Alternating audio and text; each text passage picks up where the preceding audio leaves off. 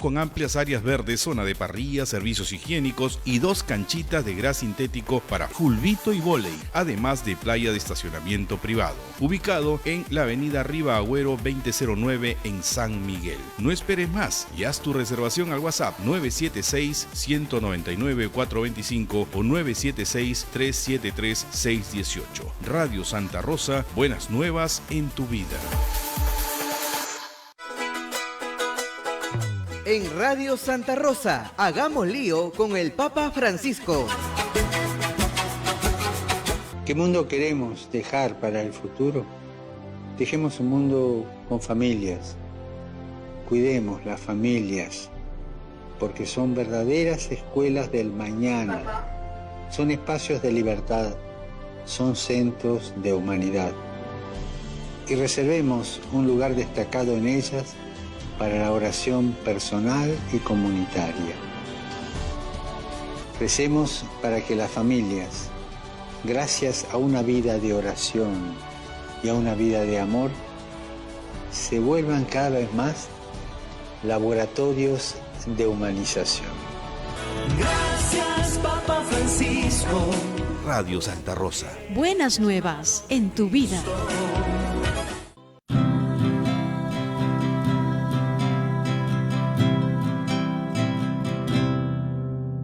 Radio Santa Rosa está, la primera radio católica de nuestra comunidad. Radio Santa Rosa, consuelo y paz. Radio Santa Rosa. Para el Perú y el mundo, Santa Rosa. Buenas nuevas en tu vida. Radio Santa Rosa, consuelo y paz. Radio Santa Rosa. La Sociedad Dominica de Medios de Comunicación, Sodomco, presenta A Pensar Más con Rosa María Palacios.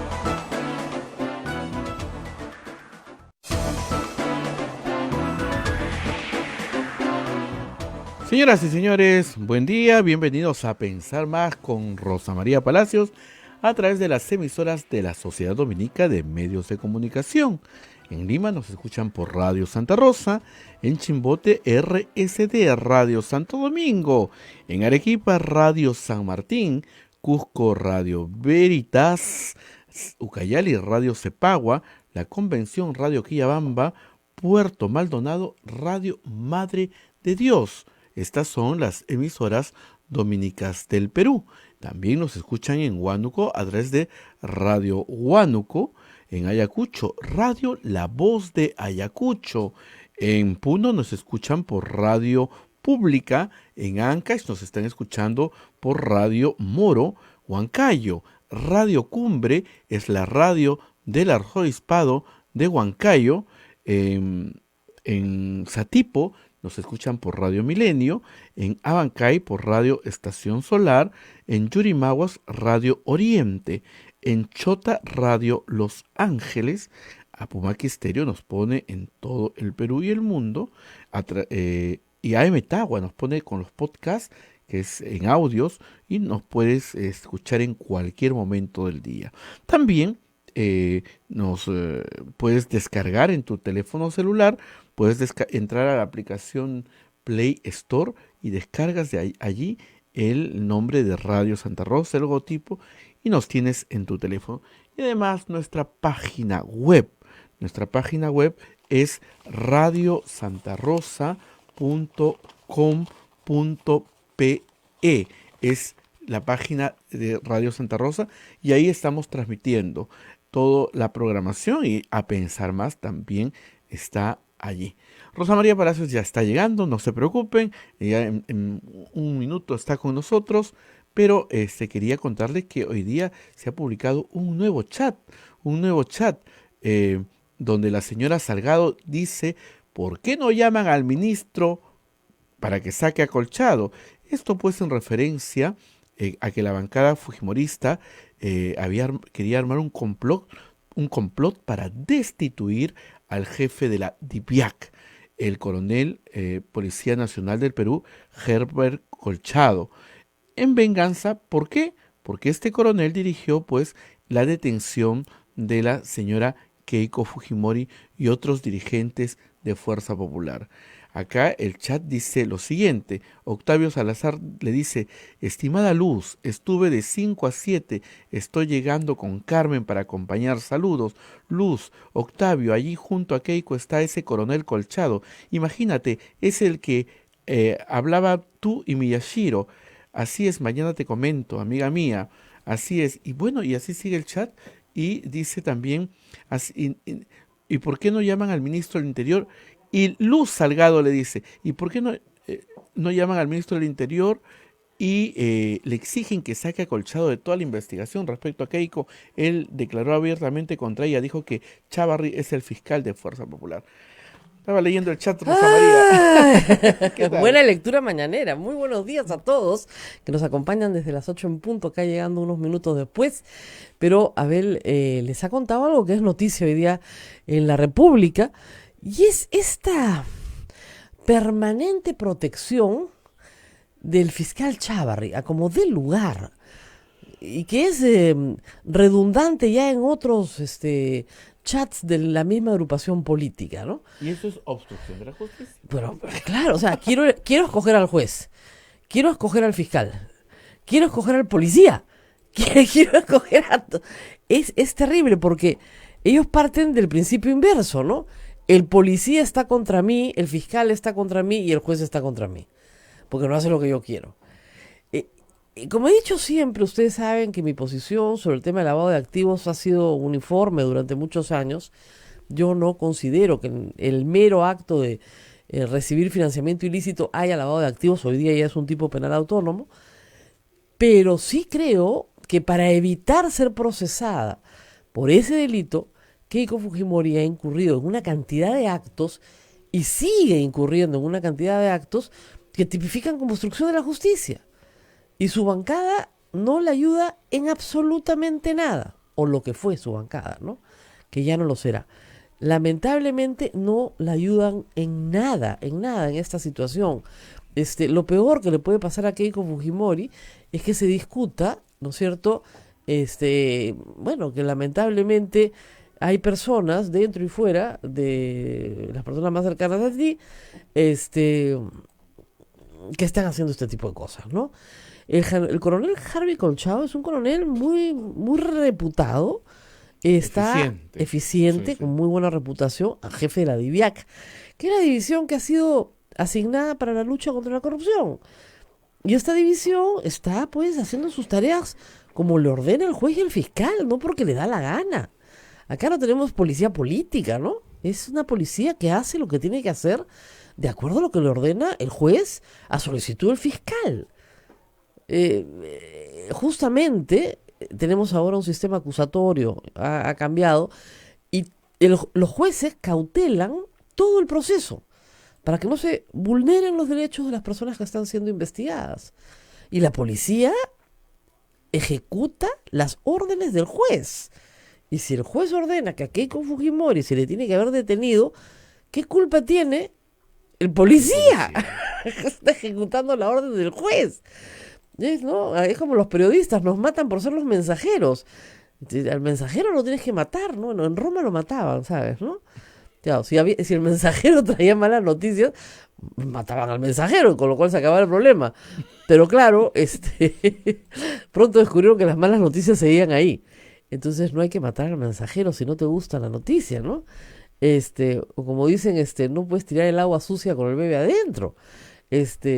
El asunto es que el coronel Harvey Colchado no tiene ninguna responsabilidad ni en los actos del juez que le ordenan detener a Keiko Fujimori, ni en los actos de Keiko Fujimori por los cuales fue detenida. La pena en esto, de nuevo, es que los que conversan sobre esta materia, o sea, los que participan o son mencionados, uno conversa y otro es mencionado, es Octavio Salazar y Marcos Miyashiro, también generales de la Policía Nacional en retiro, que no les importa su institución, no les importa, ¿no? Terrible. Pero en fin, hay otras noticias políticas, ¿no? Importantes. Alianza para el Progreso. Ayer han habido un terremoto en Alianza por el Progreso. Expulsaron a Marisol Espinosa del partido, acusándola de ser aliada del fujiaprismo. Y yo, la verdad, no sé si tú, me quedé muy sorprendida. Igual, cuando llegó la nota de prensa en la noche. Muy sorprendida. No porque no crea que el partido no tenga un comité de disciplina, que tenga derecho a hacer eso, sino porque, como dicen, no jugó solita la señora. Habían otras personas con ella también. Como puse en un tuit anoche, mejor miremos por casa, porque Richard Acuña, hijo de César Acuña, presidente del partido, en realidad hizo exactamente lo mismo. Y no solamente eso, participó en la mesa directiva del Congreso. Fue salvado por el fujimorismo, para que no se le procese. No por un delito de función, sino por la compraventa de un terreno, que no tiene nada que ver con la función parlamentaria. ¿No es cierto? Y ahora va a tener que enfrentar su proceso. Igual que Marisol Espinosa va a tener que enfrentar un proceso en el cual se le imputa una relación con el señor Oviedo en el contexto del caso de los guachiturros de Tumán. O algo por el estilo. Ya los policías les ponen a todos unos nombres, unas bandas muy curiosas, ¿no? Entonces, tienes ahí, digamos, un pequeño terremotillo, pero terremoto sin derrumbe, ¿no? O sea, te vas nomás. Pero siempre la señora Espinosa termina mal con sus partidos, ¿no? No sé qué Termina pasa ahí. mal, termina mal. Era vicepresidenta. Era vicepresidenta del Perú. Ella fue vicepresidenta del gobierno de Ollantumala y terminó muy mal, acusando al gobierno de Ollantumala de que la seguían, de que la perseguían, de que la inteligencia firmaba sus reuniones, etcétera. Bueno, luego se salió peleadísima, ¿no? Como le suele pasar a casi todos los presidentes con sus vicepresidentes, ¿no? Y luego tenemos el caso ya en APP, que sí no ha tenido, digamos, en estos 3 años una presencia mediática muy grande, más bien discreta, pero resulta que ella es la responsable de todo lo que ha pasado. Y yo digo, ¿y el señor Iberico, que en teoría estaba negociando? O sea, APP votó como bancada por el archivo del proyecto de adelanto de elecciones. No pueden culpar de eso a Marisol Espinosa. Pero claro, votaron después, la noche del lunes pasado, no este lunes sino el anterior, por no admitir la cuestión de confianza presentada por el señor Salvador de Solar. O sea, han sido funcionales a los intereses. Hay que ver votación por votación, ¿no? Todavía falta una auditoría de votos. ¿Qué va a venir? ¿Qué va a venir? ¿Por qué? Porque estos partidos quieren el voto popular el próximo 20 de enero. Es por eso el cambio. Tienen que salvar cara, están desesperados. ¿Cómo salvas cara después del entripado que has armado? Porque claro, cuando crees que te quedan 2 años de ventaja, tú dices la gente se olvida el último año. Pero la gente no se olvida los últimos 4 meses. Y el caso de APP es el mismo caso de Acción Popular. Es exactamente el mismo caso de Acción Popular. El único que salvó su voto fue Yoli Lescano. Los otros 4, liderados por Víctor Andrés García Belaúnde, han tenido una conducta también muy parecida, ¿no es cierto?, de tener un juego propio, con intereses propios, y tener un discurso un poco extraño, ¿no? El señor Víctor Andrés García Belaúnde dice que él, eso lo ha hecho en CNN, él es el promotor de las elecciones adelantadas. Entonces, esto no se quedó con la boca abierta. Claro, cuando cae Kuczynski, ellos presentan un proyecto de ley para adelantar elecciones, en la idea de que Barnechea iba a ser presidente. Era una idea un poco descabellada, pero cada uno tiene derecho a soñar. Por supuesto, el proyecto no tenía ninguna viabilidad política en ese momento y ahí quedó. Cuando Vizcarra presenta el suyo, ahí ya no les gustó. Ahí ya no querían. No estaba, digamos, no era un asunto que fuera parte de sus intereses. Y ellos votaron por su archivo. Mañana es jueves, ¿no es cierto? Hace 2 semanas ellos votaron por el archivo del proyecto de ley que proponía un cambio, una reforma constitucional para adelantar elecciones. Nada más que para eso. Que dicho sea de paso, qué valiente el dictador que quiere irse, ¿no? Esa es una de las cosas más raras que yo estoy viviendo, un dictador que lo único que quiere es irse. Ordenadamente, ¿no? O sea, con un procedimiento ordenado, más o menos con ciertas garantías, ¿no? Ay, bueno, en fin. Pero Así todo que el mundo tiene derecho a soñar. Jenny Vilcatoma también quiere ser presidente. pero que postule. Además dice que con partido propio el 2021, pero por favor. Y se reúne con el señor Humala, Antauro. Claro, claro, es una maravilla. Hoy día el editorial del Comercio cita alguna de las tesis de Antauro Humala. Yo les recomiendo a todos que lean su libro, ¿ah? Eso sí es, ¿cómo les explico? Es una mezcla de locura, porque no hay forma que tú puedas creer que puedes convertir a toda la ciudad de Lima en mitimaes, mitimaes modernos, ¿no? Y sacar a todos los que viven en planito para que vivan ahora en el desierto. O sea, tienes que estar realmente enloquecido para creer algo así. Y una educación de base del padre, sobre todo se nota la mano del padre, durante el Velascato, en la cual se le inculcó una serie de principios completamente estatistas, pero que van, digamos, que están en la línea de un estatismo estalinista. Es una cosa donde la voluntad humana no vale nada, ¿no? Las propias convicciones, eso no vale nada, no tiene ninguna importancia, ¿no? Y, o sea, xenofobia hemos visto mucha en estos meses. Bueno, la de Antauro, pues, es de campeonato. Gana el primer premio, porque ningún extranjero trabajará en el Perú, ¿no? Hasta que todo peruano tenga trabajo. ¿Sabes qué? Es francamente delicioso, ¿no? Ojalá le dijeran lo mismo a todos los peruanos en el extranjero. Empezando por parte de su familia, que es migrante también, y que vive en el extranjero. Pero lo más gracioso del libro es cuando le preguntan qué va a hacer con los expresidentes, dice que fusilarlos a todos, incluyendo a su hermano. Entonces, como te digo, no puedes estar muy bien de la cabeza.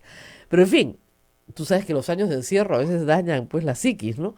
Pero que lo sigan, porque Jenny Vilcatoma no es la única que ha ido a verlo a la cárcel, ¿eh?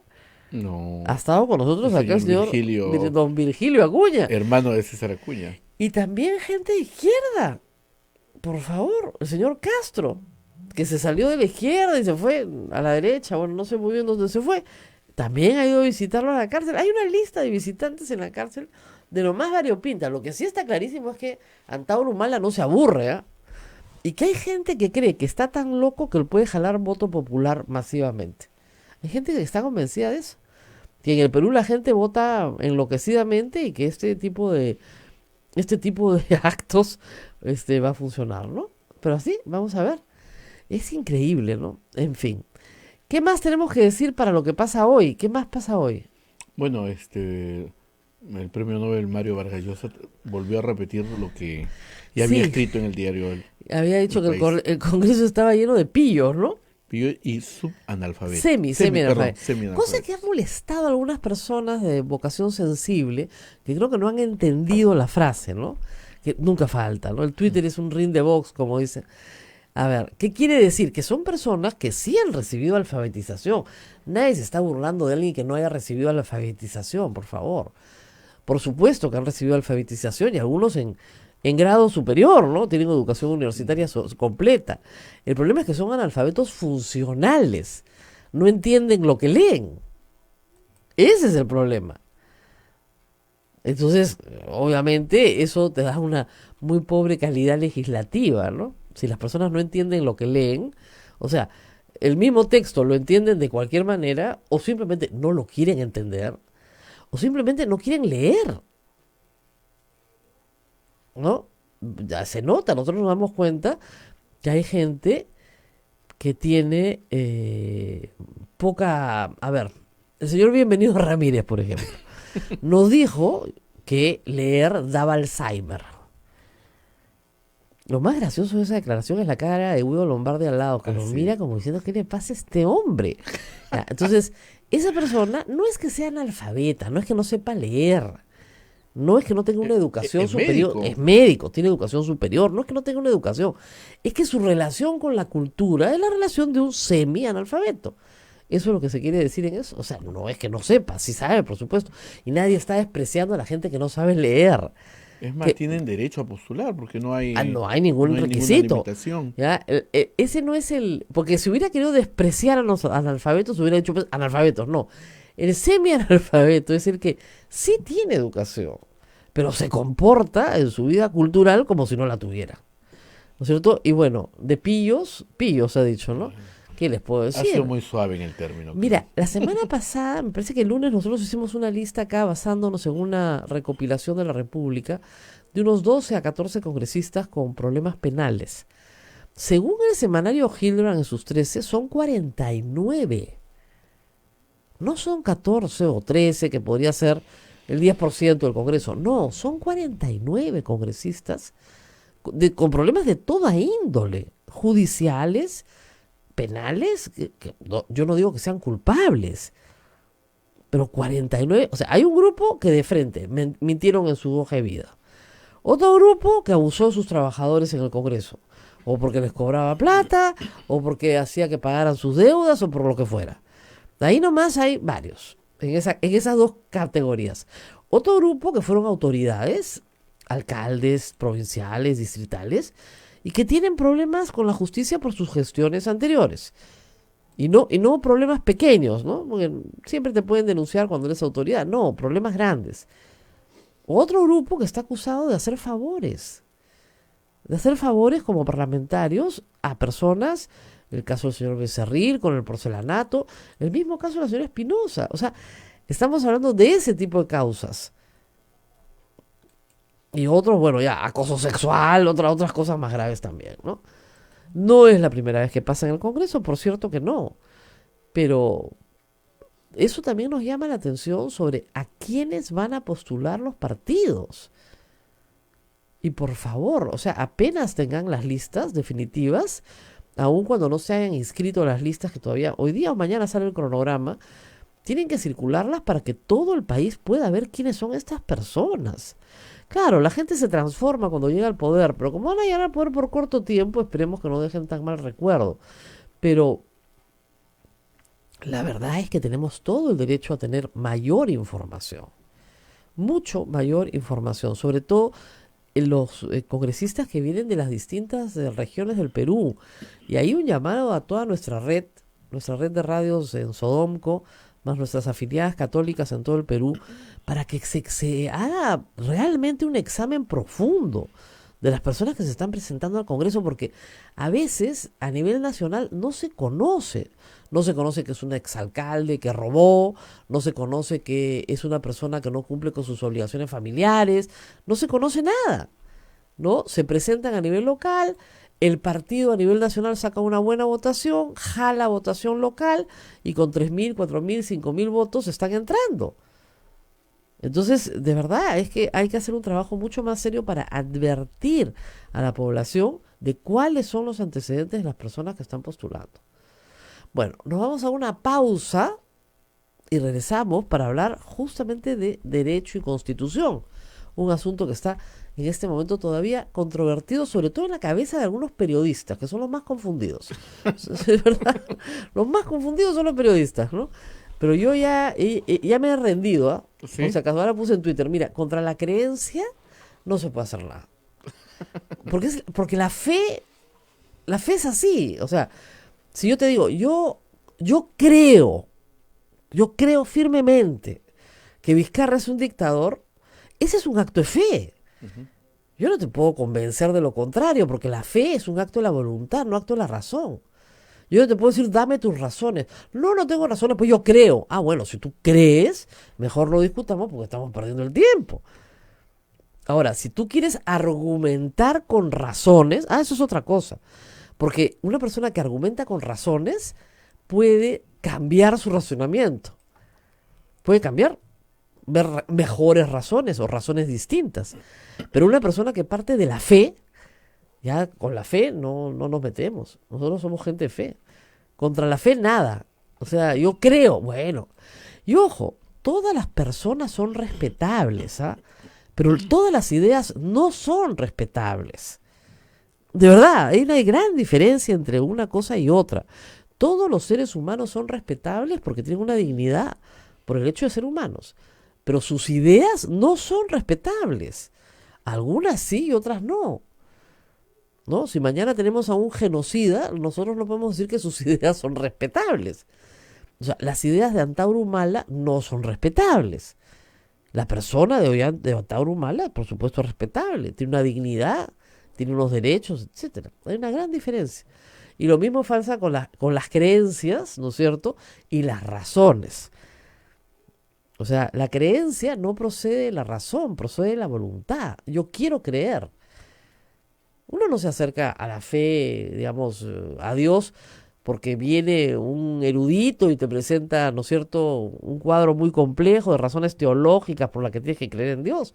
No, es un acto de la voluntad. Tú quieres creer, necesitas creer. Igual pasa en todos otros aspectos de la vida. Entonces, ahí no cabe discusión. De verdad, ahórrense los pleitos familiares. Ahórrenselo. Ah, ¿tú crees? Ah, perfecto. Pues imagínate, faltaba más. Felicitaciones.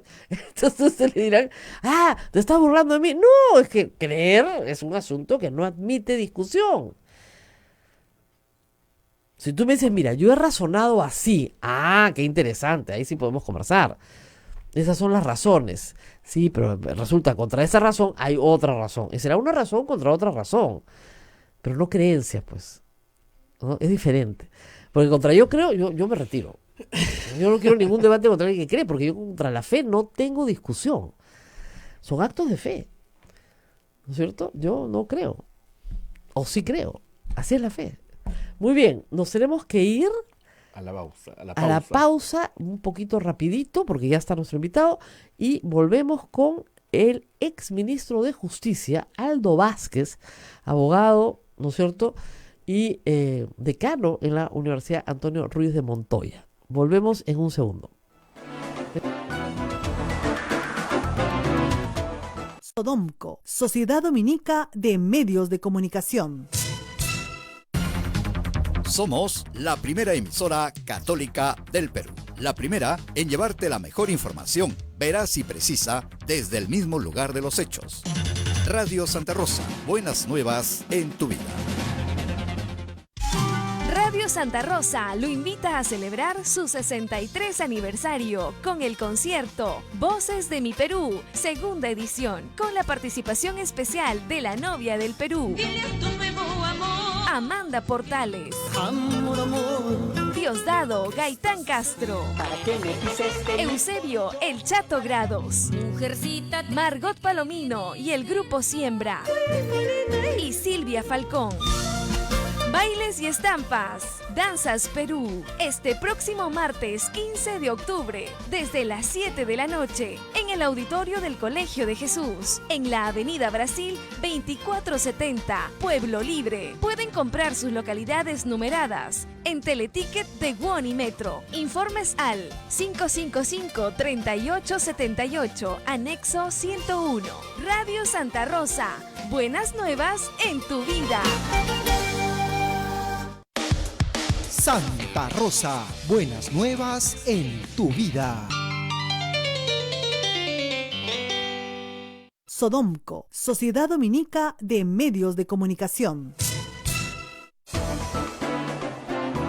Continuamos con A Pensar Más a través de las emisoras de la Sociedad Dominica de Medios de Comunicación. Rosa María ya está con el doctor Aldo Vázquez, exministro de Justicia.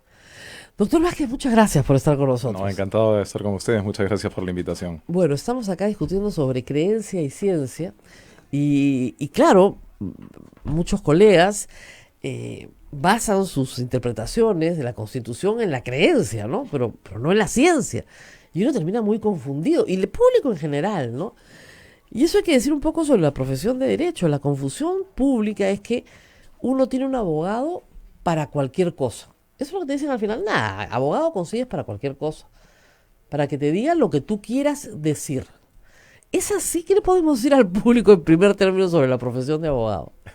No, claro, la profesión de abogado supone además un conocimiento complejo y también hay una suma extensa de especialidades, ¿no? Ahora que hemos vivido un debate intenso en torno de la cuestión política y constitucional, por supuesto que son los abogados constitucionalistas los que nos han aportado elementos.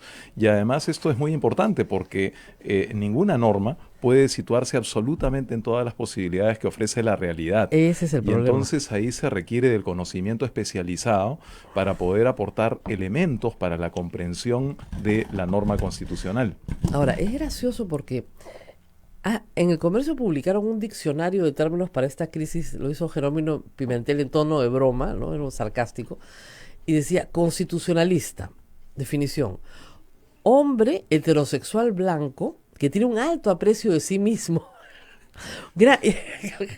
y de su saber, ¿no? Efectivamente, el desfile que hemos visto en televisión ha sido de siempre hombres heterosexuales blancos que hablan, pero desde el Olimpo de los dioses, ¿no? Y que son incontestables por el resto del universo.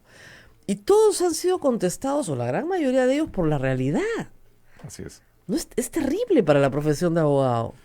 Así es. Sí, yo creo que este debate se ha planteado más bien en términos de esquina, es decir, en términos de grupos que tienen intereses claros, sea de orden político o incluso de orden profesional, y creo que eso ha afectado la calidad de ese mismo debate. Ese es el problema, que lamentablemente hay que decir una cuestión ética. Muchos de estos abogados litigan en el Tribunal Constitucional o tienen algunas otras causas y no han revelado ese conflicto de interés en el momento de opinar, ¿no es cierto? Doctor, ¿usted litiga en el Tribunal Constitucional? No. No, por si acaso, sí, porque yo tampoco, por si acaso. Estoy fundamentalmente dedicado a la actividad académica. Académico, o sea, usted no litiga. No, es que, aunque parezca increíble, hay que decirlo, porque si eres abogado litigante y tienes una personal animadversión contra el magistrado tal o cual, porque no te dio la razón, porque tu cliente está insatisfecho o por lo que fuera, ya tienes un sesgo, ¿no? Y deberías decirlo: mire, sí, yo soy abogado litigante. Entonces, y el público puede formarse una opinión sobre la base de el sesgo que tiene la persona que se está presentando. Es muy difícil, es muy diferente, a ver, entrevistar al abogado de fulano de tal, ¿no es cierto?, que al doctor impoluto que no tiene interés alguno y viene a hablar desde su pureza. O sea, cuando no es así. Y eso ha generado mucha confusión en la gente. Se ha planteado por eso la conveniencia de que incluso cuando se emite opinión, incluso a través de las redes sociales, pero con mucho mayor razón a través de los medios de comunicación, se expliciten estos intereses, de tal modo que cada quien pueda formarse su propio juicio desde la comprensión de que quien está interviniendo lo hace a partir de un interés singular. O por último, decir: señor, yo no puedo opinar porque tengo conflicto de interés. Así es. O sea, o lo dices y opinas para que todos tengan, ¿no?, ustedes salvado el sesgo, o lo dices simplemente: yo de esta materia no opino porque tengo conflicto de interés, no puedo. Sí. Ahora, algo que llama la atención, me parece, en el caso del debate local que hemos tenido, es que la figura de la disolución de los congresos no es una figura original, por supuesto, en el constitucionalismo peruano, sino que está presente sobre todo en los regímenes parlamentarios, pero también en los regímenes semipresidenciales, al que adscribe de alguna forma el régimen constitucional peruano. Y en ninguna parte los congresistas se arman de un conjunto de constitucionalistas que defienden su permanencia en sus escaños. No, es verdad, sería bastante extraño, ¿no? Mire, que en España hubiera un conjunto constitucional. Así es, pero ya no lo digo solamente respecto de los regímenes parlamentarios, como es el caso español. Por supuesto, hace pocas semanas se ha determinado la disolución de la Asamblea o del Parlamento canadiense. Claro, ¿no? Y por supuesto, a nadie se le ha ocurrido atrincherarse en el Parlamento ni salir a las calles. Y lo mismo en España o en general en los regímenes parlamentarios, pero incluso en aquellos regímenes de corte semipresidencial, como el caso de Francia o el caso de Portugal, hace 2 o 3 años el presidente portugués disolvió la Asamblea Nacional, o en el año 97 el fallecido expresidente Chirac disolvió la Asamblea Nacional, es decir, la Cámara Baja del Parlamento francés, y por supuesto que esto se recibe con absoluta naturalidad, porque se entiende que es una facultad bastante discrecional del jefe del Estado, del presidente de la República.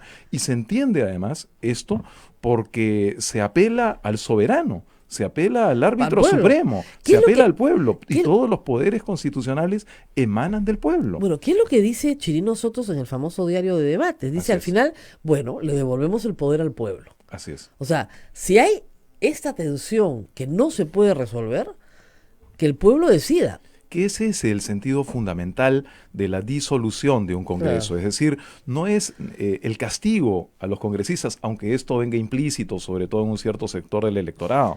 Lo fundamental cuando se apela a esta decisión de disolución de un parlamento, lo esencial es precisamente devolverle la capacidad de decisión al pueblo, al soberano. Y como he dicho la gente, es que nada garantiza que sea mejor. Es que ese no es el punto. El punto es que la gente, el pueblo, decida cuál va a ser la correlación de fuerzas. A quién premia y a quién castiga. Si la gente ha estado contenta con el desempeño de Fuerza Popular, le podrá dar 93, no 73 escaños. Pero si ha estado muy molesta, de repente no le da ninguno. Entonces, y es el caso justamente que citaba hace un momento el expresidente Chirac, que en el año 97 disolvió la Asamblea Nacional.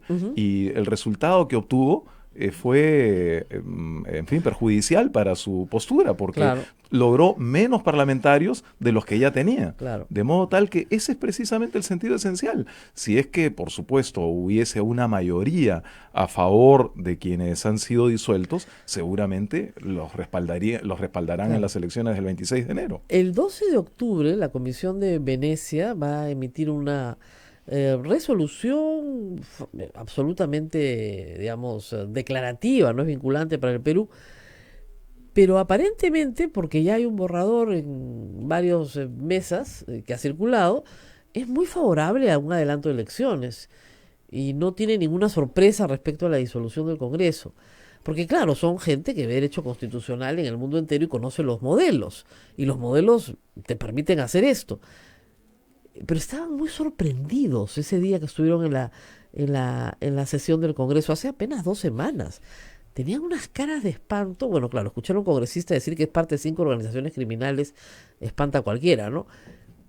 ¿Qué podrían haber pensado del Perú, no? Yo miraba y decía, estos señores tan distinguidos, ¿qué pueden estar ahorita pensando de los peruanos? Sí, yo creo que hubo una mala lectura por parte de quienes asesoraron al entonces presidente del Congreso para acudir a la Comisión de Venecia.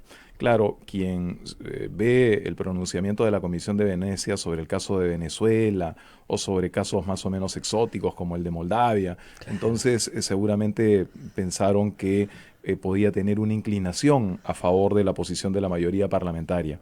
Pero, sin embargo, si uno hace una lectura más bien exhaustiva de los pronunciamientos de la Comisión de Venecia, comprende que ellos tienen pues un conocimiento cabal del derecho y que saben perfectamente que estas figuras, tanto de adelanto de elecciones como de disolución del Congreso, son figuras recurrentes en el derecho comparado. Pero si alguna duda tenían antes de venir al Perú, por supuesto que éstas se diluyeron absolutamente luego de escuchar a algunas de las figuras de nuestro disuelto Parlamento, ¿no? Claro, yo creo que sí, pues fue contraproducente, ¿no? Ahora, el presidente de la Comisión Permanente, el señor Lachea, está viajando a Venecia para participar en las sesiones solo, o sea, sin procurador peruano, solo. Va a ser un poco extraño, ¿no? Además que la comisión yo creo que no escapará a su criterio cómo es que se ha procurado su instrumentalización. Porque claro, ¿qué sentido tiene hacer una consulta cuando no se espera a que ésta sea absuelta en su oportunidad? Claro, no son tan tontos como para no darse cuenta de que los dejaron en offside, ¿no? Evidente. Que no había ninguna preocupación por conocer su opinión en realidad. Era una forma de ganar tiempo, pero después las órdenes fueron otras y se archivó todo el proyecto. Ahora, hay los que señalan, vamos a utilizar los argumentos, varias cosas. Primero, que no hay esta disolución fáctica, ¿no es cierto? Y hay algunos muy formalistas, ¿no?, que señalan que la cuestión de confianza tiene que votarse en el fondo del asunto y se tiene que remitir un oficio con su resultado específico al primer ministro. Sí. Y hasta que no se remite el oficio, sellado y firmado por el presidente del Congreso, no se ha producido el rechazo a la confianza. ¿Qué se puede decir de este extremo formalismo, por llamarlo de una manera? Pero bueno, hemos sido criados en el extremo formalismo, ¿no? Y hay gente que lo demanda. Sí, esa posición maximalista no se corresponde en realidad ni siquiera con el propio texto de la Constitución. Sí. El artículo 132 de la Constitución, en su último párrafo, alude no a votación ni a cartas firmadas. Es decir, si bien es cierto que la cuestión de confianza puede y debe ser votada, sin embargo también la Constitución se ha puesto en el supuesto de la desaprobación de la iniciativa, la sola desaprobación, es decir, la no aprobación, que ha sido precisamente el caso. Es decir, el presidente del Consejo de Ministros lleva una propuesta, pide que se vote inmediatamente y no se aprueba. Entonces esa desaprobación obliga a los ministros a renunciar, como efectivamente ocurrió. Ahí el texto constitucional es nítido, es decir, la sola desaprobación de la iniciativa ministerial ya da lugar a la renuncia cuando se ha hecho cuestión de confianza. Y es lo que ha ocurrido. Ahora, sin embargo, si se quiere votación, como ha sido señalado por usted y ha sido también destacado en otros ambientes, se llegó a votar, ¿no? Se llevó a votar una cuestión previa referida estrictamente a la cuestión de confianza y que fue rechazada por 80 votos.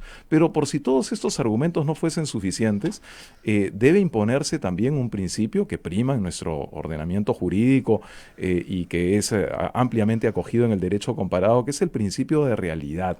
Es decir, no puede alguien ocultarse en medio de formalismos para desvirtuar lo que es un hecho, ¿no? Y el hecho macizo es que, claro, si empezaba a votarse, y como efectivamente se votó en 2 casos, la designación de magistrados del Tribunal Constitucional, ciertamente se estaba desatendiendo el pedido de cuestión de confianza, se estaba desaprobando la cuestión de confianza, obligando de esta forma al Consejo de Ministros a renunciar, que como he señalado, está obligado a renunciar porque así lo manda la Constitución. Claro, además, miren, es interesante el 132, porque el 132 dice lo siguiente, ojo al oído: el Congreso hace efectiva la responsabilidad política del Consejo de Ministros o de los ministros por separado mediante el voto de censura, ahí hay un voto,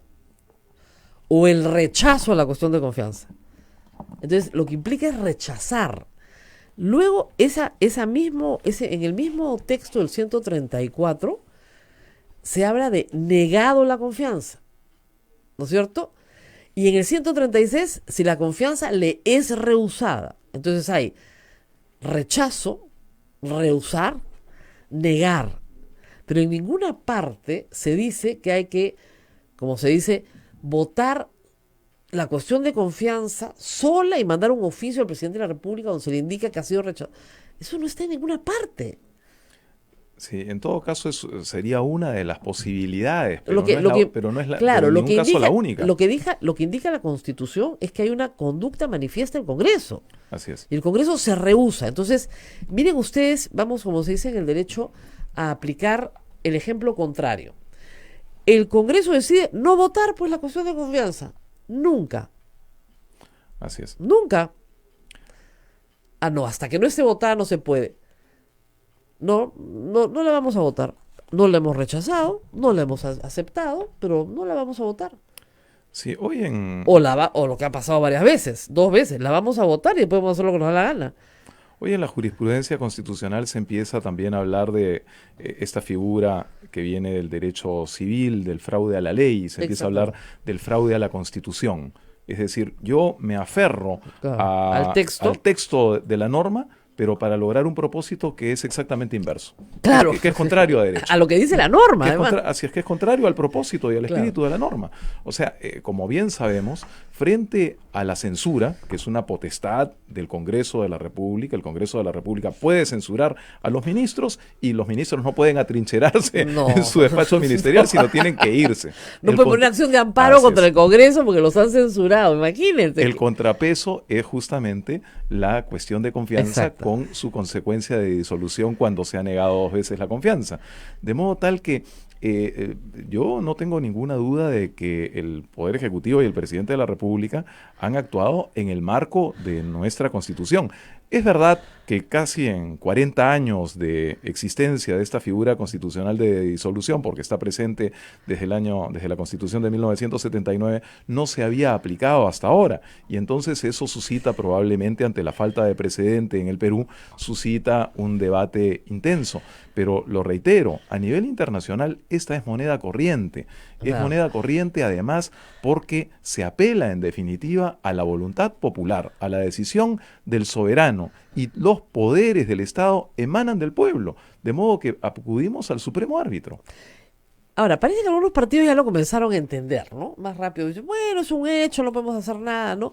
Pero revisando esto, porque esto genera pues siempre precedente, ¿no? Revisando esto, la Comisión de Alto Nivel para Reforma Política sí había pedido, y con razón, que se regule tanto la censura como la cuestión de confianza y la vacancia. O sea, las 3 instituciones. Porque las 3 instituciones están de la mano. Es un sistema de contrapesos, sí, ¿no? ¿Y qué podríamos decir eso sobre una regulación futura, ¿no? En un ambiente mucho más académico y más sano, ¿no? ¿Qué se podría decir sobre lo que hay que hacer con las 3 instituciones? Bueno, probablemente habría que hacer mayores precisiones a la luz de la experiencia. En realidad es la experiencia la que nos invita a estas precisiones. Sin embargo, yo no creo, en honor a la verdad, que el problema fundamental sea de falta de regulaciones. Yo creo que lo que hay es, por supuesto, una tensión política que se ha venido incubando durante 3 años, como ha sido dicho también en otros foros. Este problema no es esencialmente constitucional, sino es más bien un problema político. No, obviamente. En relación a la figura de la vacancia presidencial, yo disiento un tanto respeto muchísimo el trabajo que hizo la Comisión de Alto Nivel presidida por el señor Tuesta. Sin embargo, el tema de la vacancia presidencial no me parece que deba merecer cambio alguno. En el Perú, la figura de la vacancia presidencial existe desde hace más de 150 años. Claro, pero como vacancia física. Así es. ¿No? Ahora, es como el otro día que trataron de usar un artículo de suspensión por incapacidad física, en realidad, aunque la Constitución no lo dice, que tienen todas las constituciones cuando un presidente está tan enfermo que está inhabilitado, pero no se ha muerto, ¿no? Sí. Lo que tal vez cabría es alguna regulación específica en relación a lo que se refiere a la vacancia por índole moral, digamos, ¿no? Exactamente. Ahora, allí yo creo que el criterio fundamental, ¿no? El criterio fundamental tendría que ser, pues, la flagrancia, ¿no? Claro. Por ejemplo, ¿no? Un jefe de Estado que se establece con nitidez que es un violador, ¿no? Claro. Es decir, que abusó de una persona en Palacio de Gobierno, ¿no? Y hay evidencia suficiente de ello. Por supuesto que la conciencia nacional no admite que ese jefe de Estado permanezca en el poder. Yo le pongo ese ejemplo a mis alumnos, ¿no? Imagínense ustedes que, este es un caso figurado, ¿no? Que el presidente de la República se entera, no sé, de que su mujer le ha sido infiel, y en medio del desfile del 28 de julio, delante de todo el país, en un arrebato de celos, le arrebata el arma al edecán y mata a su mujer.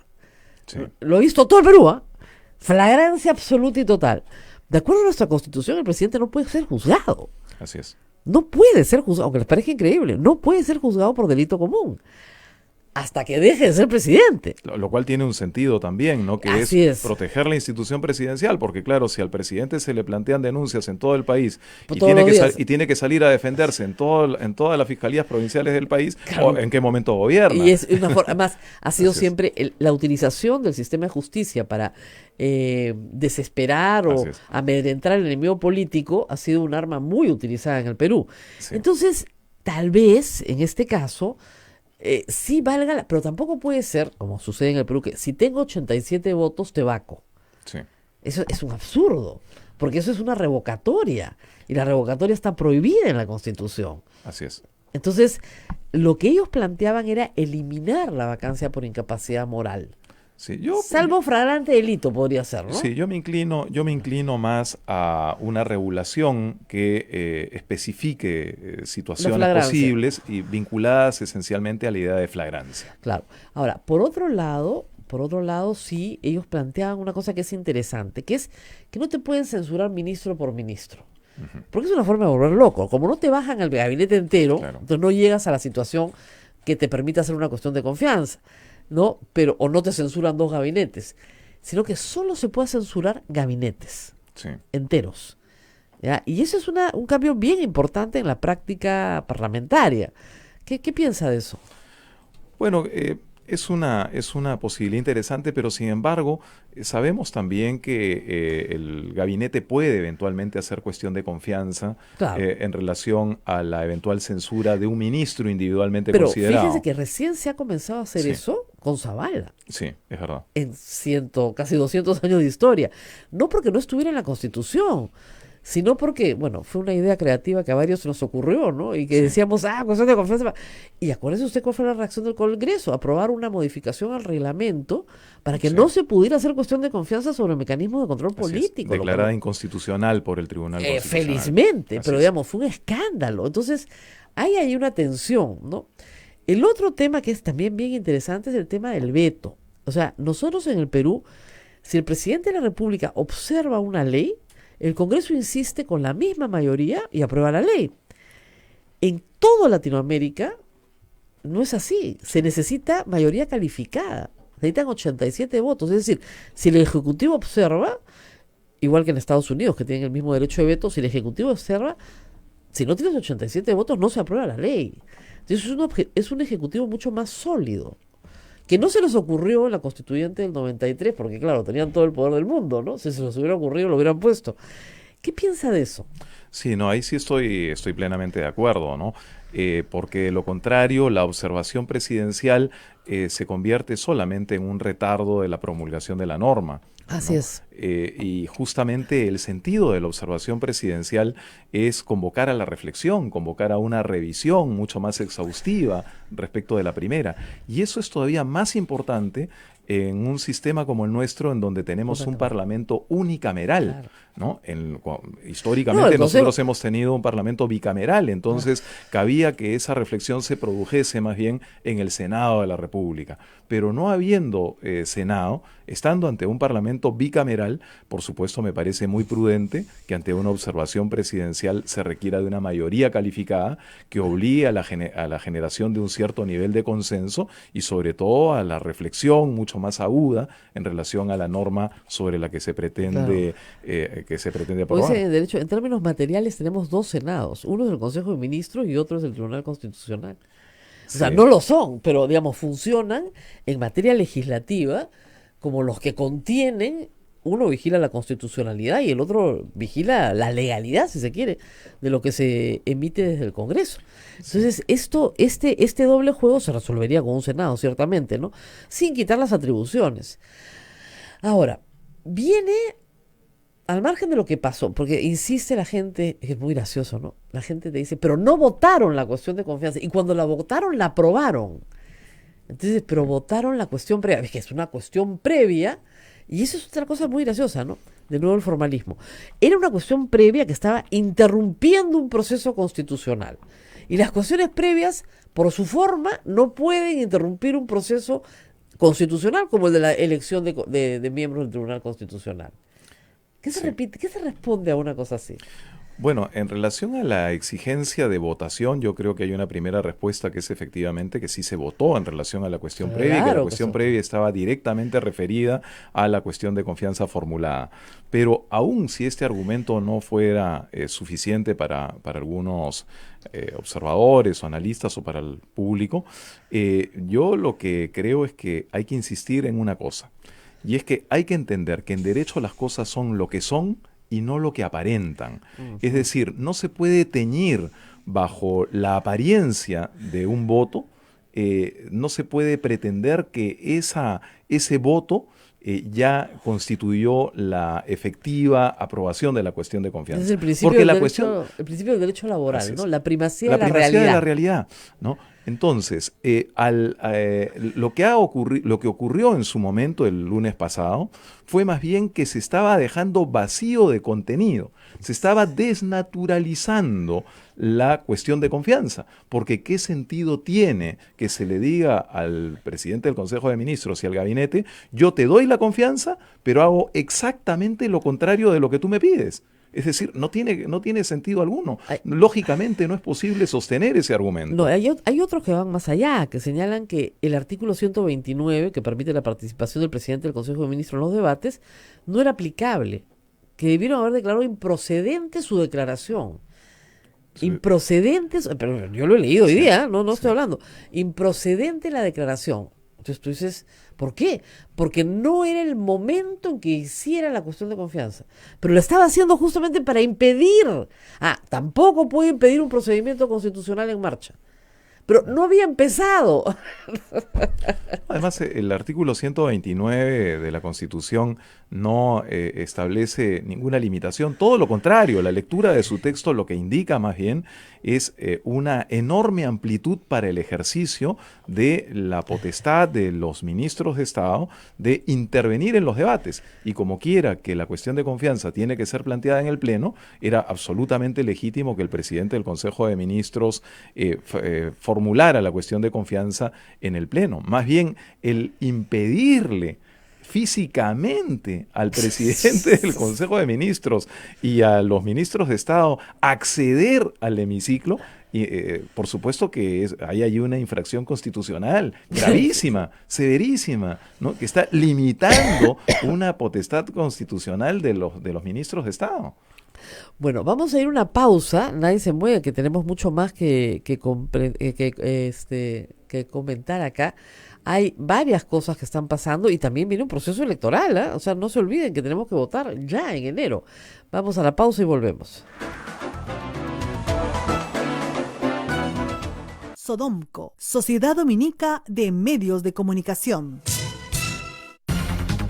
Somos la primera emisora católica del Perú. La primera en llevarte la mejor información, veraz y precisa, desde el mismo lugar de los hechos. Radio Santa Rosa, buenas nuevas en tu vida. Ya está a la venta nuestra rifa por el sostenimiento económico de la primera emisora católica del Perú. Sortearemos como primer premio un auto 0 kilómetros. Además de cocinas, microondas, aspiradoras, bicicletas. Para los presentes, regalos sorpresas y un super show musical, platos típicos y nuestra tómbola regalona. Pueden adquirir sus tickets en nuestras oficinas ubicadas en Girón Camaná 158 Lima a solo 5 soles. Radio Santa Rosa, buenas nuevas en tu vida. Radio Santa Rosa, buenas nuevas en tu vida.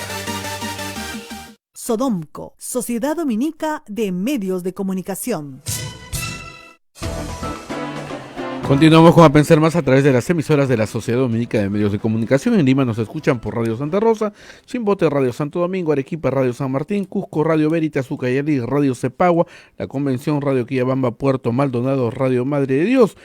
Huánuco, Radio Huánuco, Ayacucho, Radio La Voz de Ayacucho, Puno, Radio Pública, Ancash, Radio Moro, Huancayo, Radio Cumbre, la Radio del Arzobispado, Satipo, Radio Milenio, Abancay, Radio Estación Solar, Yurimagua, Radio Oriente, Chota, Cajamarca, Radio Los Ángeles, Apumaque Stereo, Ametagua a través de los podcasts en tu aplicativo móvil, descarga de Play Store, y también tenemos la página web de Radio Santa Rosa, www.radiosantarosa.com.pe. Rosa María está conversando con el doctor Aldo Vázquez, exministro de Justicia y vicerrector de la Universidad Antonio Ruiz de Montoya. Muy bien, la Constitución, y acá una pregunta que tiene que ver con este proceso electoral, pero lo que pasa antes, ¿no? La Constitución habla de un interregno parlamentario, durante el cual el Ejecutivo legisla, no el Congreso, el Ejecutivo legisla por decretos de urgencia. ¿Qué límites tiene el legislativo? Creo que a mí me queda claro que no puede reformar la Constitución, pero ley orgánica puede hacerlo por decreto de urgencia. Ahí hay una discusión que no está resuelta. Sí, Bueno, el decreto de urgencia obedece pues precisamente a una necesidad de legislar cuando no está en vigencia el Pleno del Congreso de la República. De modo tal que, por supuesto que desde mi punto de vista, el Ejecutivo debiera hacer un uso muy prudente de este recurso. Ahora, sin embargo, hay algunas materias que van a tener que pasar por decreto de urgencia, por ejemplo, el presupuesto general de la República. Eso es lo que sucede. O sea, lo que pasa es que acá hay una pequeña confusión para nuestros oyentes. Los decretos de urgencia que están en la Constitución y que tienen rango de ley, además, solo son para determinadas materias y por determinado plazo. El plazo efectivamente está fijado en la Constitución, son los 4 meses, pero sí la materia es solo económica y financiera. Así es. Entonces, lo que te dicen algunos es que solo podría ser para materia económica financiera, pero no. Ahora, yo creo que el Ejecutivo tiene que ser cauto, por supuesto, en el uso de este instrumento, además para evitar cualquier confrontación que agregue más leña al fuego en este contexto de tensión entre sectores políticos. Pero, por supuesto que la propia naturaleza del decreto de urgencia podría llevar a legislar en una situación no prevista en este momento. No económica ni financiera. Le pongo un ejemplo, ¿no?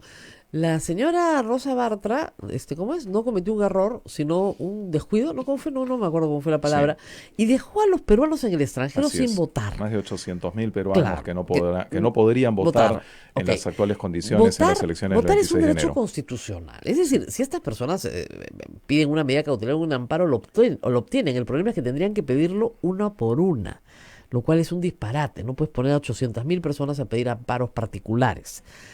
Tiene que salir una norma que establezca que los peruanos en el extranjero sí pueden votar.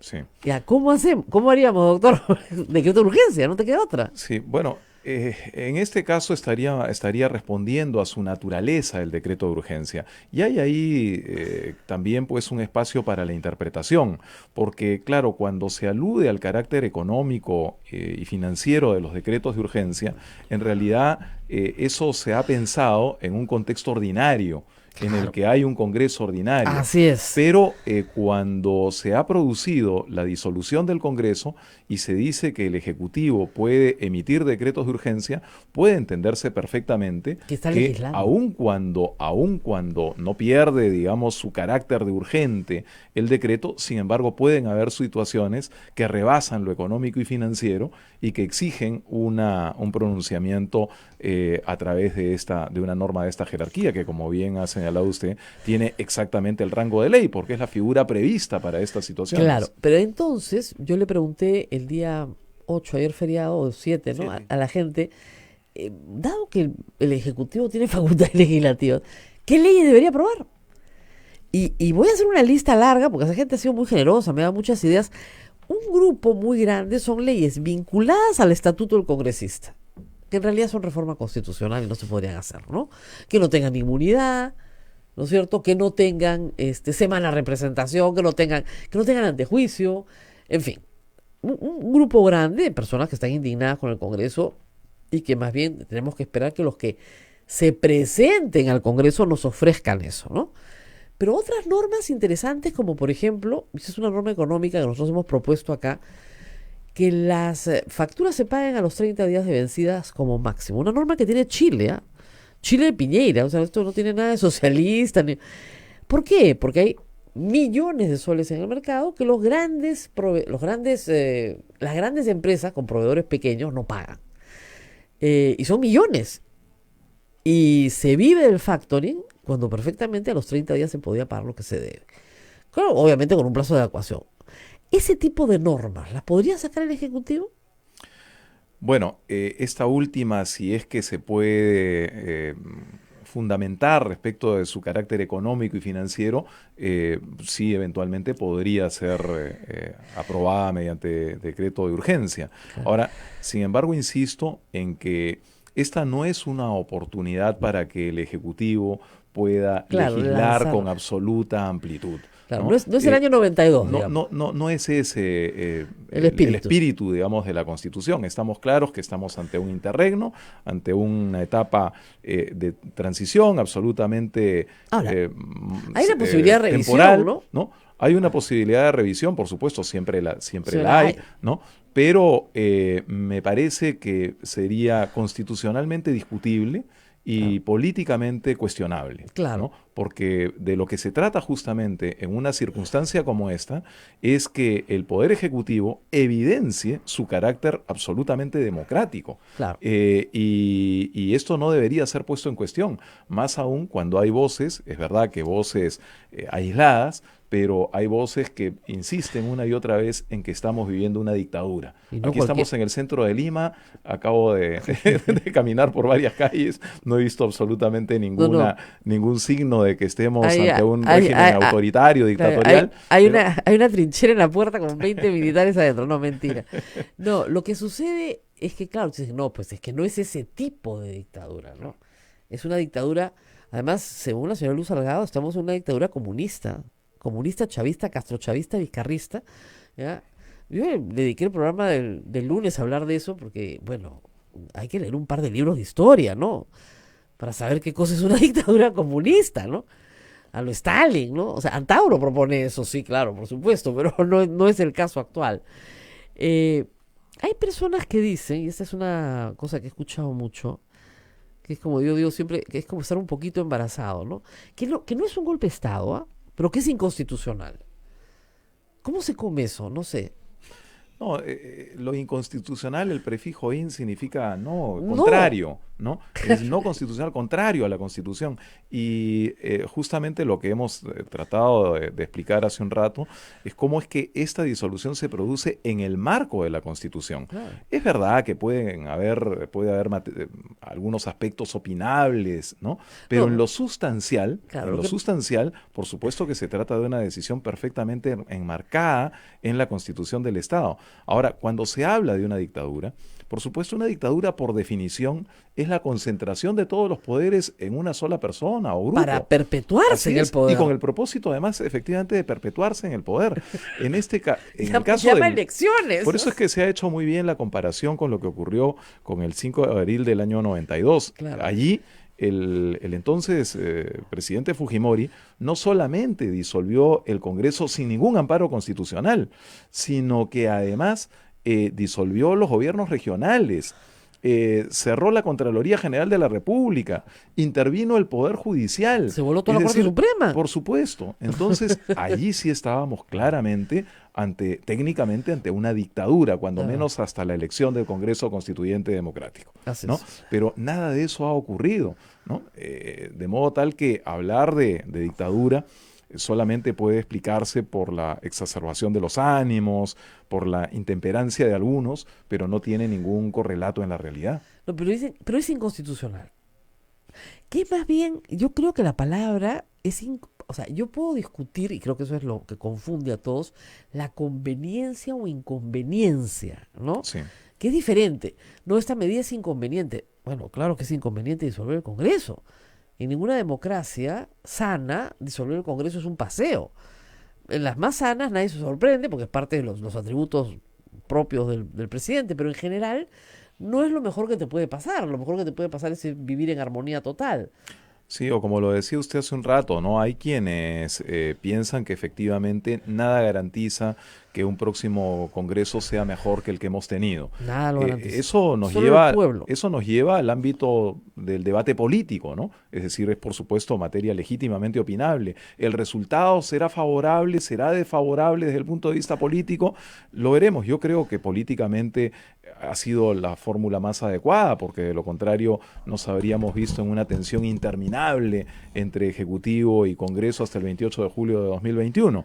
Pero eso nos lleva al terreno de lo político. Pero desde el punto de vista constitucional, aun cuando pueden haber matices, aun cuando por supuesto siempre es legítima la opinión, sin embargo, yo creo que hoy nadie duda que la decisión se ha tomado en el marco de la Constitución.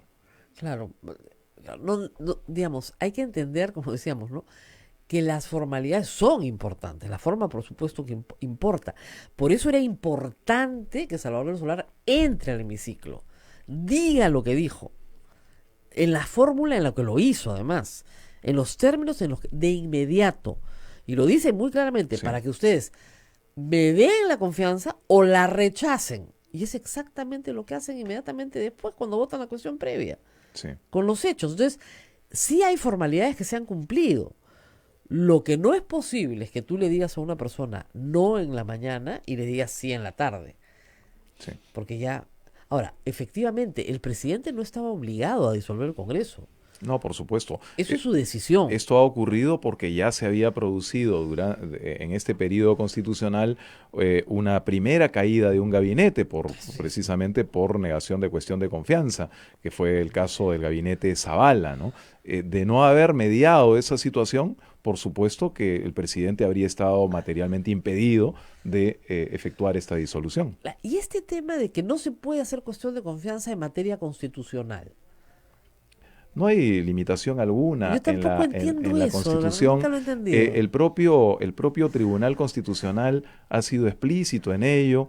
En realidad hay una interpretación equivocada, una extrapolación, ¿no?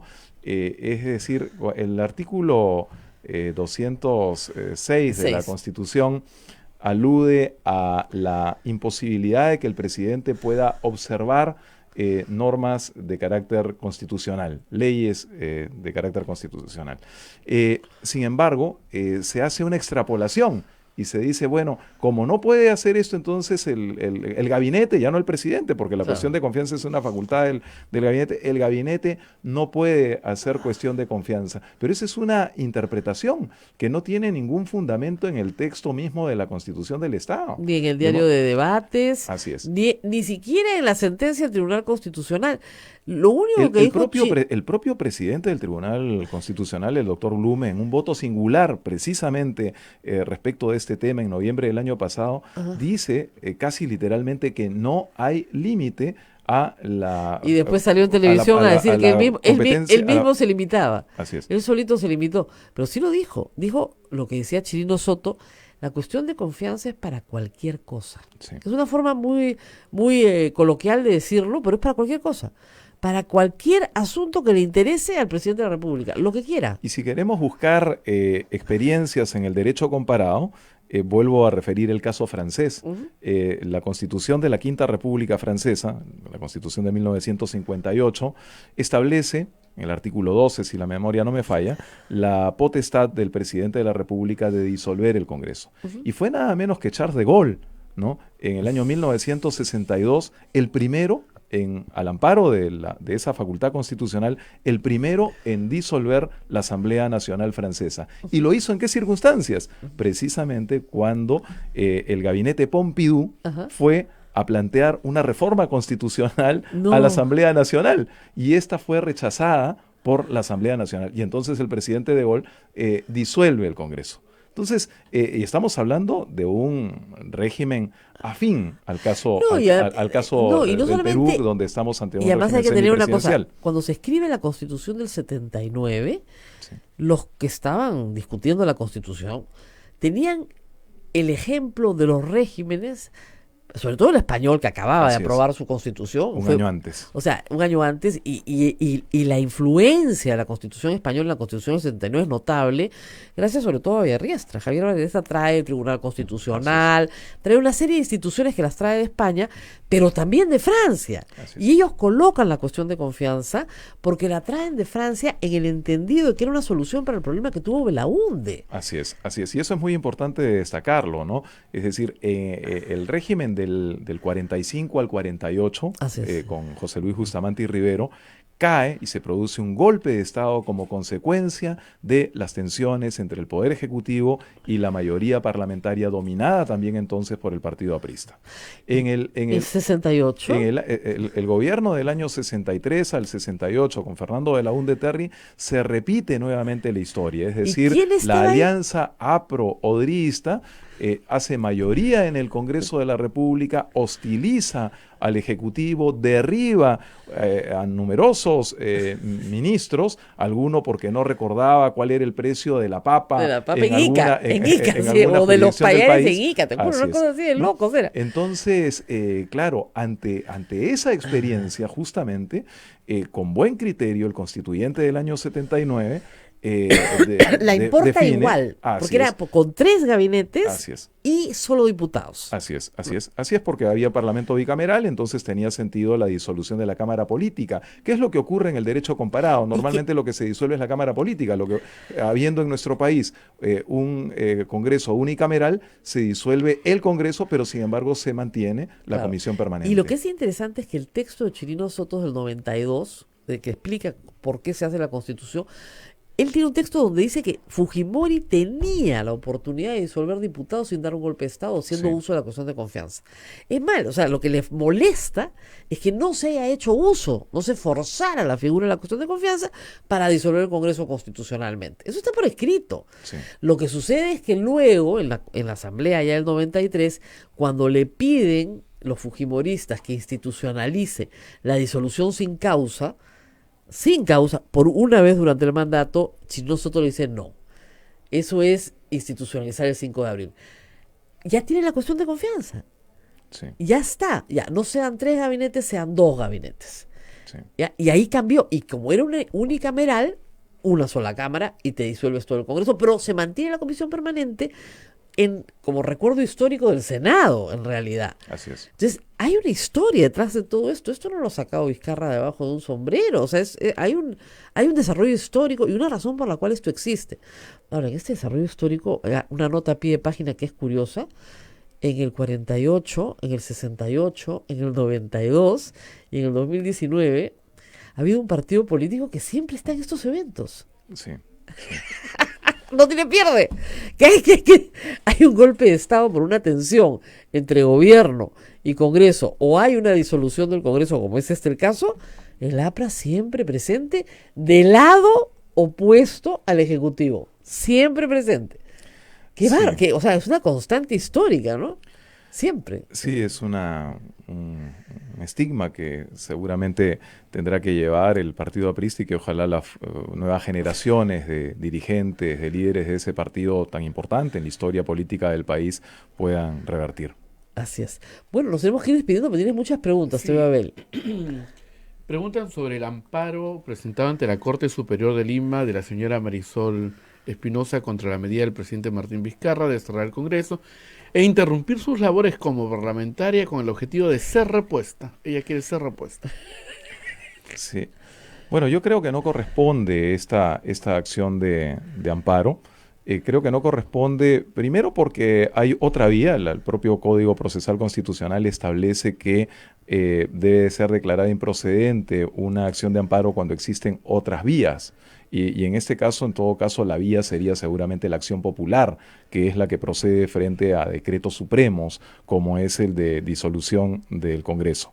Pero por otra parte, creo que tampoco procede porque ya estamos ante un proceso electoral en marcha, es decir, ya se ha convocado a elecciones, ya el Jurado Nacional de Elecciones ha aprobado un primer calendario, de modo que ya el Jurado Nacional de Elecciones ha tomado jurisdicción sobre este proceso. Ahora, y frente a él, lo único que cabe es la justicia electoral, es decir, no cabe una acción de amparo, no cabe la intervención de los jueces ordinarios ya en este proceso que ya está en marcha. Bueno, miren, en mi, como dicen, humilde opinión, esto es como si un ministro le metiera un amparo al presidente de la República por pedirle su renuncia.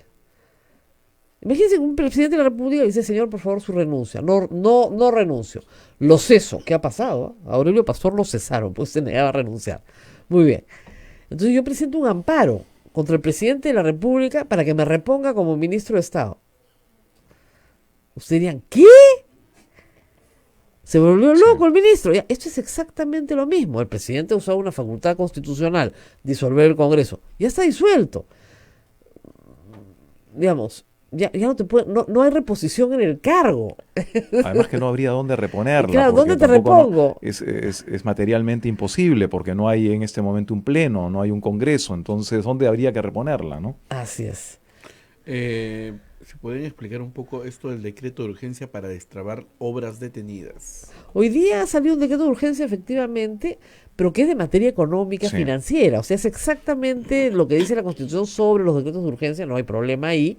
Y lo que están sacando es una norma para poder transferir, si quieren, presupuesto a gobiernos locales, que era algo que se necesitaba hacer con cierta urgencia. Ahí no hay ningún problema. No, y entiendo además que esto ha sido trabajado con la propia Contraloría General de la República, de modo tal que no debiera haber ninguna dificultad en la asimilación, digamos, de este decreto de urgencia. Y en todo caso, como sabemos también, precisamente una de las competencias que alcanzan a la Comisión Permanente del Congreso es la de evaluar la legislación que se pueda producir bajo decreto de urgencia durante este breve periodo. Ya solo faltan 3 meses y 3 semanas para tener un nuevo Congreso, y entonces el nuevo Congreso tendrá que determinar la vigencia o no de cualquier decreto de urgencia que se apruebe en este breve periodo. La Comisión Permanente evalúa, examina, dice la Constitución, hace un informe, ¿no? Y eleva su informe al nuevo Congreso, punto. Acá me están preguntando una pregunta interesante. Yo creo que la respuesta es no, pero me piden del extranjero si los peruanos en el extranjero pueden hacer un class action lawsuit.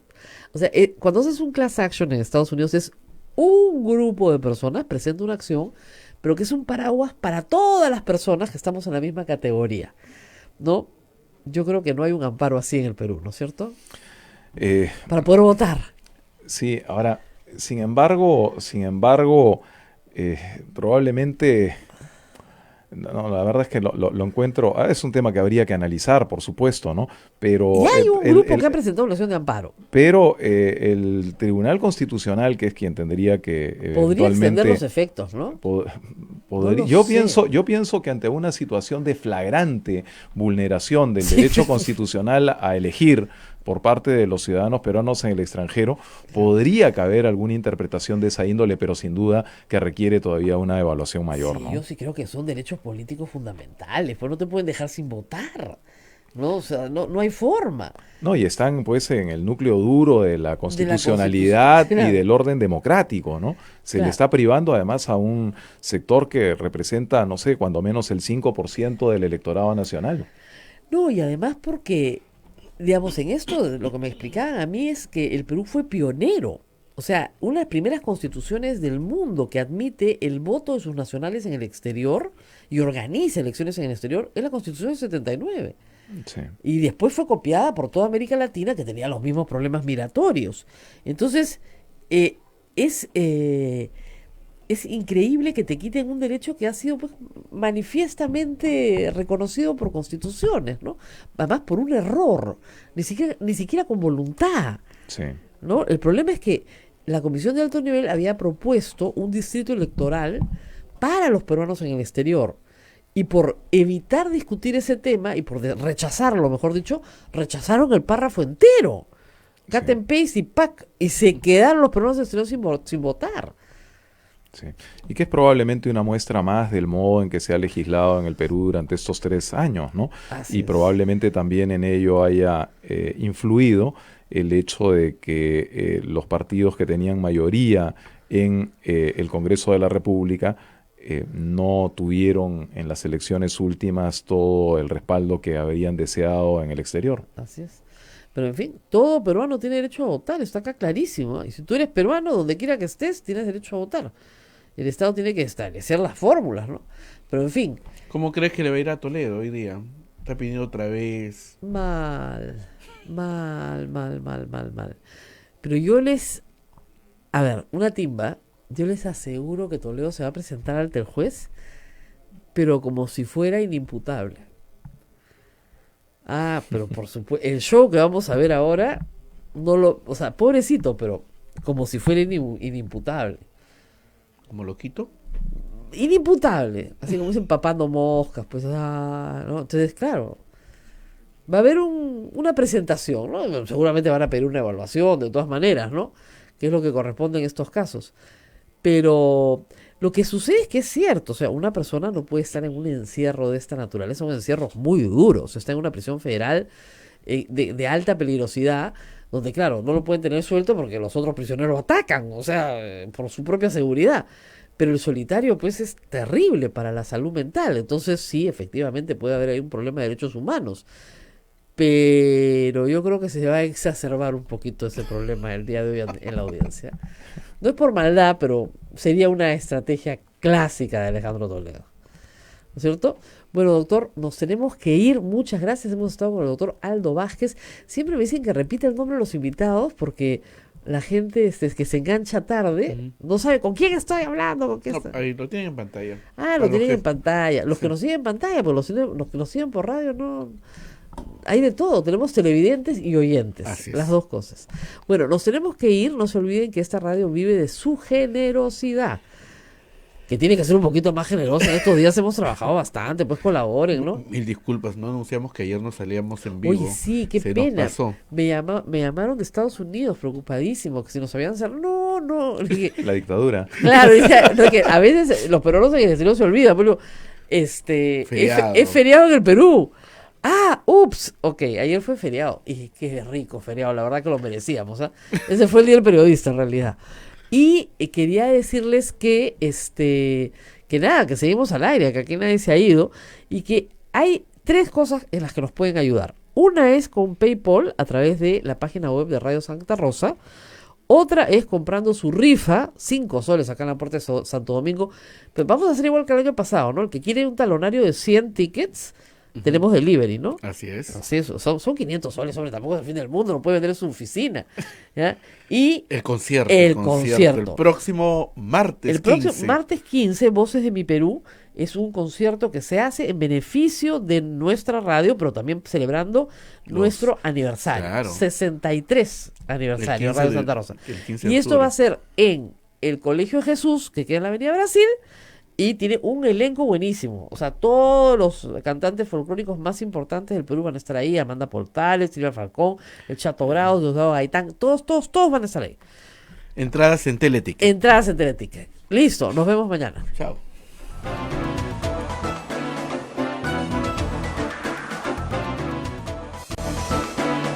Hasta aquí, A Pensar Más con Rosa María Palacios.